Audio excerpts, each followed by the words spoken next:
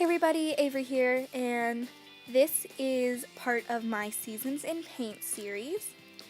And this is Summer in Gouache. At first, I'm just going to tell you this. At first, I really liked how it was turning out. Like, when I had kind of like all the base colors down, it was turning out really good. I did have a few troubles because the stupid iPod did not want to record enough clips, so I had to delete some.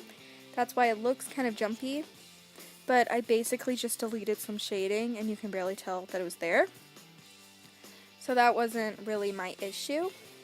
And I will tell you that issue once I get to it, but I'm just going to tell you, this painting made me so triggered. I just could not. I just wanted to quit painting it, but I knew I had to get it finished because I had to get a video up because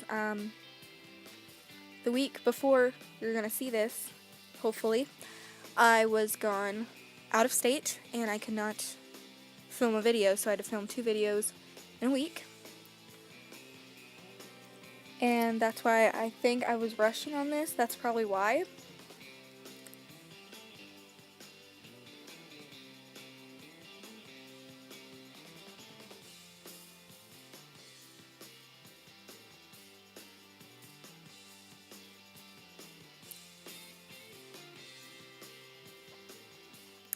During this, I did some live streams on my Instagram doing this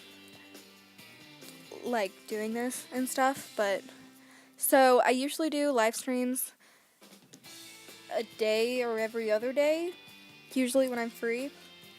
I'm doing them during the summer just because it's really easy for me to do them.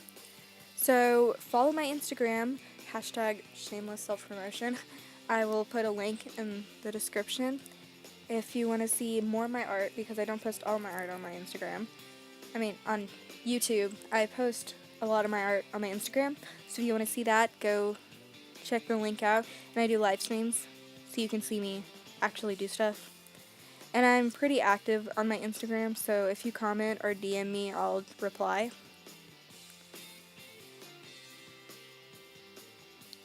So the prompt for this, I wanted her to have like a tanner complexion, but I think I made it too red and not tan enough. So I'm going to have to make Spring's complexion lighter because I wanted it to be kind of like a pinky tone, but this is more of the pinky tone. And I feel like I used the gouache more like watercolor instead of more of like the acrylic side of the gouache. I feel like I used more of the watercolor side of the gouache.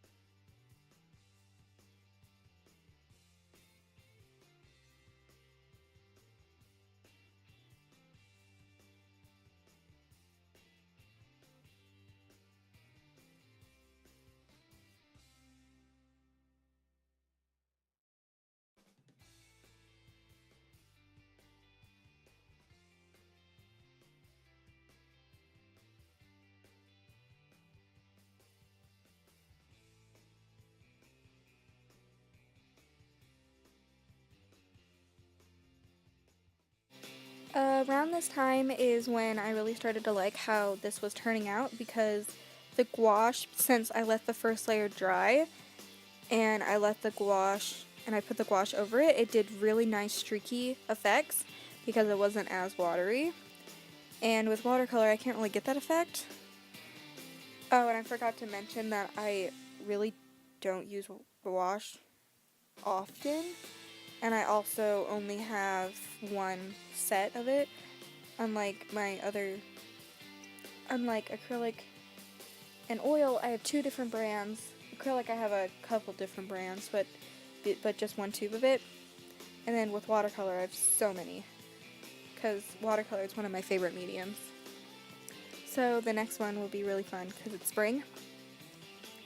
But with the hair, at first I was making it too much like the skin color, so I added more of like a browner brown because I wanted it to be kind of like a lightish brown for her hair. So I was making it too red, and then I decided to make it a darker brown later.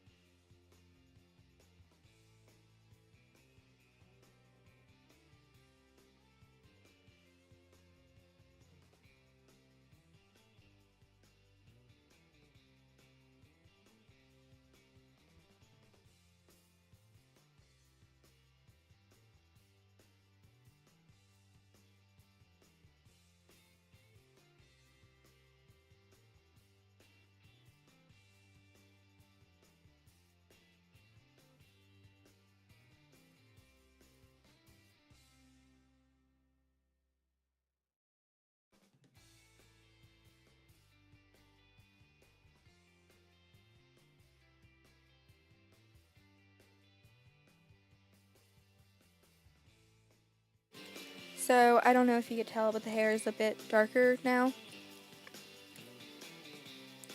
And now I'm going in with the grass braided crown.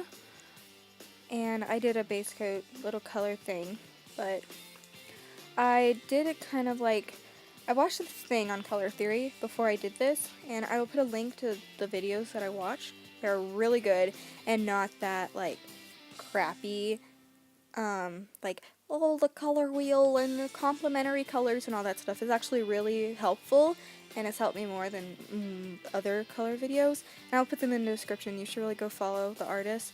Her name is Biana I don't remember the last part of her name, but her first name is Biana, and she's really good. And I really like her art. She has a really good personality. So you should really go follow her. But speaking of color theory, I decided to use the color theory that she taught me. Not she taught me, but she said to put like only use the limited color palette, which I kind of did, I kind of really didn't. But I used, because I started it before I watched the video, but afterwards, with the shading, I used the red or brown in the green and the reddish brown. That's just what I'm kind of doing now. And it makes the whole thing kind of wrap up together, which I thought was really good, and it looked okay. I didn't really use it to the fullest extent, but yeah.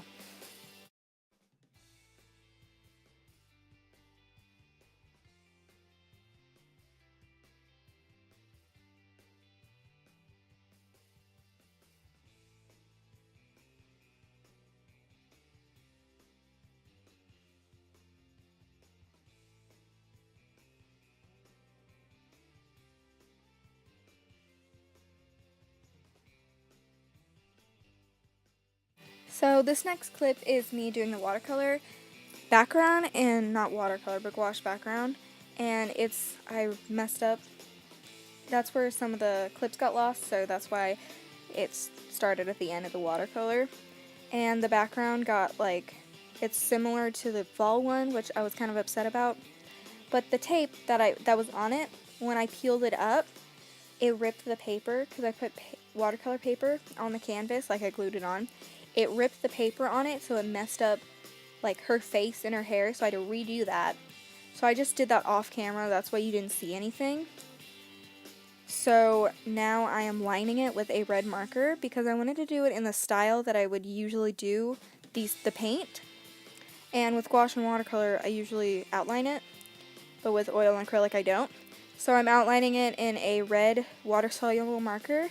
And if you can see by her nose, it's redder. That's because I messed up, so I had to use water to kind of pick it up and re-go over it.